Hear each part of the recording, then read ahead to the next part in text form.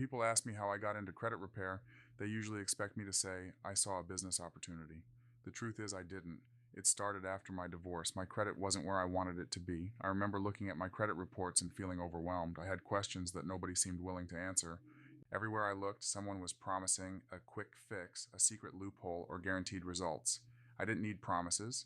I needed someone to explain how credit actually worked. That experience changed my life. Today, after more than 2 decades of helping people improve their credit, I still see the same three mistakes over and over again.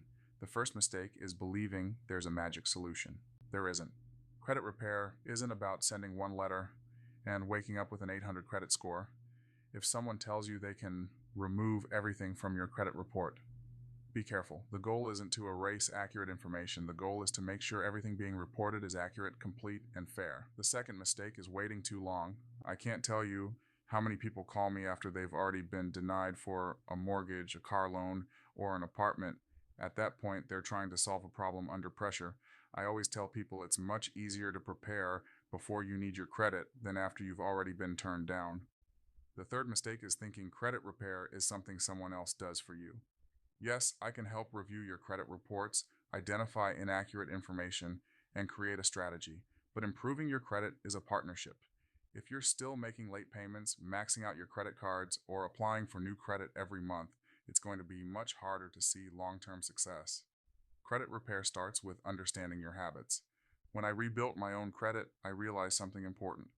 Your credit score doesn't define who you are. It's simply a snapshot of how you've managed credit over time. And just like your financial habits created that score, new habits can help improve it. That's why I spend so much time educating my clients. I don't want someone to improve their credit today only to end up in the same situation a few years from now.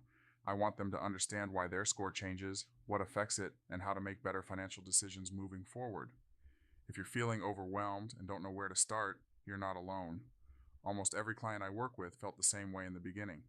The first step is getting a clear picture of what's actually on your credit reports. From there, you can build a plan based on your specific situation instead of guessing. You don't have to figure this out by yourself. Comment credit below, and I'll send you information on the first steps you can take to better understand your credit and start building a plan that works for you.